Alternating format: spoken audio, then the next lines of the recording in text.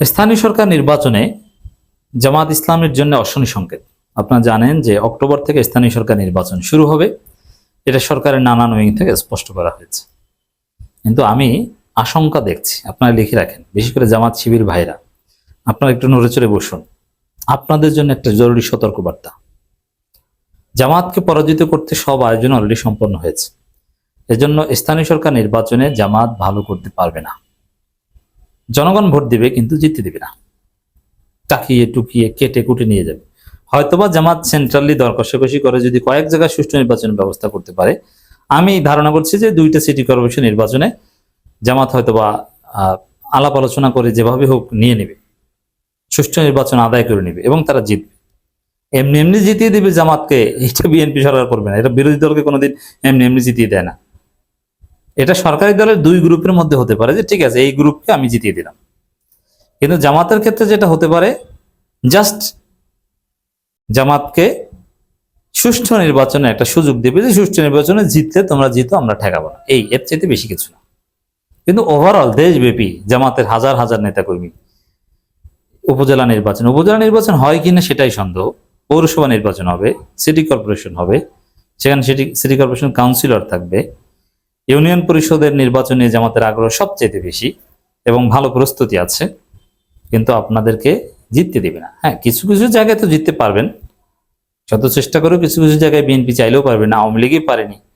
But overall সুষ্ঠু নির্বাচন হবে না, আপনাদেরকে ঠেকানো হবে। তো দর্শক, নির্বাচনের আগেই জামাতকে পরাজিত করার একটা ষড়যন্ত্র, এই কথা আমি আগেই বলেছি, আবার একটু বলছি। যেমন আলোচনা চলছে বিএনপির অভ্যন্তরে, ষড়যন্ত্র এটা যে এমপিওভুক্ত শিক্ষকরা নির্বাচন করতে পারবে না। যদি করতে হয় তাহলে চাকরি ছাড়তে হবে আগে। তো এমপিওভুক্ত শিক্ষকরা যদি নির্বাচন না করতে পারেন, চাকরি ছাড়েন, তাহলে জামাতের প্রার্থী 95% আউট, যোগ্য প্রার্থী। জামাতের যারা চেয়ারম্যান হবেন এদের মধ্যে 95% হবেন এমপিওভুক্ত শিক্ষক, 2-1 জন হতে পারেন লয়ার বা ব্যবসায়ী ইত্যাদি ইত্যাদি।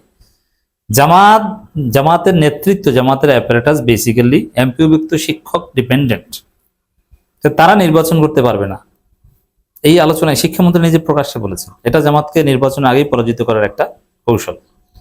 আর তার চাইতে বড় বিষয় হচ্ছে যে বিএনপি সরাসরি সহিংসতা করবে। তারা নির্বাচনে চুরি করবে, ভোট কেটে নেবে, তারা ভোট সুষ্ঠু হতে দিবে না। সুষ্ঠু ভোট বিএনপি ক্ষমতায় আপনি বিশ্বাস করেন, তাহলে আপনি রাজনীতি বোঝেন না। যদি হয় সেটা মিরাক্কেল হবে বা সেটা জামাতকে আদায় করতে হবে। এমনকি এটা বিএনপির জন্য ফাঁদ আছে, কারণ বিএনপি ভয়াবহভাবে কারচুপি করবে স্থানীয় সরকার নির্বাচনে, এবং সেই কারচুপিকে কেন্দ্র করে যদি জামাত জোরালো আন্দোলন জমাতে পারে, ওটাকে কেন্দ্র করে বিএনপি সরকারের পতনও হতে পারে। আমি কিন্তু বলছি না যে পতন হবে, হতে পারে। মানে কিছু কিছু কাজ আছে যে কাজ করলে সরকার পতনের একটা সম্ভাবনা থাকে, তার মধ্যে এটা একটা সেরকম কাজ, যাতে সরকার পতনের একটা সম্ভাবনা থাকে। স্থানীয় সরকার নির্বাচন এতটা ভয়াবহ কারচুপি বিএনপি করবে এবং জনগণ এটা বিশ্বাস করে, আমি মনে করি। আমি এখন দেখাবো প্রমাণ যে কেন আমরা এই আশঙ্কার কথা বলছি। একজন নির্বাচন কমিশনার, যিনি বিএনপি কমিশনার, তিনি বলছেন জাতীয় নির্বাচনের অভিজ্ঞতা কাজে লাগিয়ে স্থানীয় নির্বাচন করবে ইসি। জাতীয় নির্বাচনের অভিজ্ঞতা কি? জনগণ ভোট দিয়েছে সুষ্ঠুভাবে, আর ফলাফল সব পাল্টে দিয়েছে। সব না, একটা বিরাট অংশ। যে ফলাফল কারচুপি করা, রেজাল্ট টেম্পারিং করা, এটা হচ্ছে জাতীয় নির্বাচনের অভিজ্ঞতা। তাহলে ওইটা আবার করবেন যাতে ভোট সুষ্ঠু হয়। ভোটের দিন জামাতের লোকজন ভোট দিতে যাবে, এই জন্য ভোট দিতে বাধা দিবে না বা সরাসরি হাত থেকে ছিনিয়ে সিল মেরে দিবে না।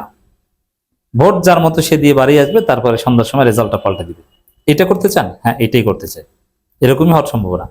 মাঠ পর্যায়ে যেহেতু বিএনপি জানে যে স্থানীয় সরকার নির্বাচন সহিংসতা যুক্ত হলে ওটা বিএনপি সরকারের পতনের কারণ হতে পারে, এজন্যে তারা সরাসরি, দর্শক, একদম সহিংসতা, মারামারি, কাটাকাটি এগুলো নিয়ন্ত্রণ করতে পারবে না, তারপর নিয়ন্ত্রণ করার চেষ্টা করবে। কিন্তু আসল ঘটনা নির্বাচন কমিশনের মাধ্যমে যেটা ঘটাবে সেটা হচ্ছে চুরি করা। আচ্ছা, একটু চিন্তা করেন তো, মানে রেজাল্ট টেম্পারিং করা। জাতীয় নির্বাচনে কি হয়েছিল? কত ত্যাগ, কত শাহাদাত, কত সংগ্রাম, একটা free fair and credible election হবে, সেটা কি হয়েছে? আদৌ হয়নি। ষড়যন্ত্র হয়েছে, জামাতকে হারিয়ে দেওয়া হয়েছে। সব জায়গায় না হারলে একটা বিরাট অংশে হারিয়ে দেওয়া হয়েছে। ফলাফল টেম্পারিং করা হয়েছে একদম চোখের সামনে। আমরা একদম প্রত্যেকটা মুহূর্তে আমরা সজাগ ছিলাম। সব জায়গা থেকে খবর আসছে জামাতের লোকজন জিতছে, জামাত জিতছে, জামাত জিতছে। জামাতে গিয়ে হঠাৎ করে ফলাফল ঘোষণা বন্ধ। তারপর কিছুক্ষণ পর টেলিভিশন চ্যানেল অগ্রিম খবর প্রচার করা শুরু করলো, যেমন বিএনপি জিতছে, বিএনপি জিতছে, বিএনপি জিতছে, অথচ ফলাফল না, আন্দাজে খবর। ফলাফল ভোট কেন্দ্র থেকে প্রকাশের আগেই টেলিভিশন চ্যানেল বিএনপির পক্ষে হাইপ তৈরি করলো, অথচ প্রথম দিকে খবর আসছে জামাত জিতছে, জামাত জিতছে। তারপরে গভীর রাতে শুনলাম যে বিএনপি জিতছে। সুস্পষ্ট রেজাল্ট টেম্পারিং ছিল। সেই নির্বাচন কমিশনারের লোকজন এখন আবার বলছে যে ওই অভিজ্ঞতা কাজে লাগাতে চাই। মানে এটা করবেন যে সারাক্ষণ জামাতের লোকজন ভালোভাবে ভোট দিচ্ছে, জামাত খুশিতে খুশিতে যাবে, তারপরে একটা পর্যায়ে ফলাফল পাল্টে দিবেন। তো দর্শক, ভয়াবহ রেজাল্ট টেম্পারিং হয়েছে, এতে কোনো সন্দেহ নেই। এর সাথে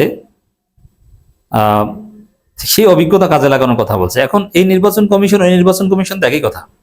আমি মনে করি এই নির্বাচন কমিশনের অধীনে কিছুতে স্থানীয় সরকার নির্বাচন সুষ্ঠু হবে না। এটা পুরোই বিএনপি কমিশন। বিএনপি হাসিনা পালানোর পর সর্বপ্রথম ইউনূস সরকারের মাধ্যমে যে কাজটা আদায় করে নিতে পেরেছে, তখন জামাত অত চালাক হয়নি, জামাত অত বড় দল হয়নি, তখন জামাত জাস্ট ছোট দল, তখন জামাতের ক্ষমতায় যাওয়ার স্বপ্নও হয়নি যে না, যেহেতু আওয়ামী লীগ নাই এবার আমরা ক্ষমতায় আসবো। জামাত ক্ষমতা যে হাইপ তৈরি করেছি সর্বপ্রথম আমি বলেছি, তার আগে জামাত নেতারা এটা বলতে লজ্জা পেত, এবং এটা ব্যাপকভাবে প্রচার করে জনগণকে বিশ্বাস করিয়েছি যে জামাত ক্ষমতা আসতে পারে, যার ফলে জামাতের পক্ষে একটা মহা হাইপ তৈরি হয়েছিল। এবং যারা জামাতের সমালোচক ছিল, যত সাবেক শিবির আছে, সবাই উঠে দাঁড়িয়ে জামাতকে হাইপ দিয়েছিল। জামাত এককভাবে সাংগঠনিক শক্তি দিয়ে ওই হাইপ পেত না, যেটা 12 ফেব্রুয়ারি নির্বাচন আগে পেয়েছিল। এমনকি সাবেক শিবির যারা এবি পার্টি, তারাও তো জামাত জোটে এসেছিল। সমস্ত এটা সাবেক শিবিরদের মেইন অবদান, সংগঠন জামাতের চাইতে। তো দর্শক, বিএনপি যে কাজটা করেছিল ইউনূস সরকারের মাধ্যমে, তারা নির্বাচন কমিশনটা পুরোপুরি তাদের লোক সেট আপ দিয়েছিল। বিএনপির ইলেকশন করতে চেয়েছিল সালাউদ্দিন আহমেদের আসনে, সম্ভবত এই সিইসি নাসির একদম বিএনপি পন্থী আমলা ছিল, কিন্তু বিএনপির নমিনেশন পায় নাই, তাকে বানিয়েছে প্রধান নির্বাচন কমিশনার। আর অন্যান্য যত নির্বাচন কমিশনার আছে বড় বড় দাঁড়ি, কিন্তু সব বিএনপি। এই নির্বাচন কমিশনের অধীনে সুষ্ঠু নির্বাচন সম্ভব নয়। কথাটা শুনতে আনপ্লেজেন্ট লাগে। জামাত যদি সুষ্ঠু নির্বাচন চান, প্রথম কাজ হবে এই নির্বাচন কমিশনকে বিদায় করা। আপনি যদি নির্বাচন কমিশন নতুন আইন করে, নতুনভাবে ন্যায্যতার ভিত্তিতে সাংবিধানিক সংস্থা গঠনের যে প্রেসক্রিপশন জুলাই সনদে আছে, without note of descent of BNP, ওটা যদি বাস্তবায়ন করতে পারেন, সুষ্ঠু নির্বাচন হবে। নইলে লাশের পর লাশ পড়বে, তারপরে সুষ্ঠু নির্বাচন হবে না এবং রাজনীতি অস্থির হয়ে পড়বে। তা জামাতকে পরাজিত করতে বিএনপি সব ধরনের আয়োজন সম্পন্ন। জনগণ জামাতের পক্ষে থাকলেই কাজ হবে না।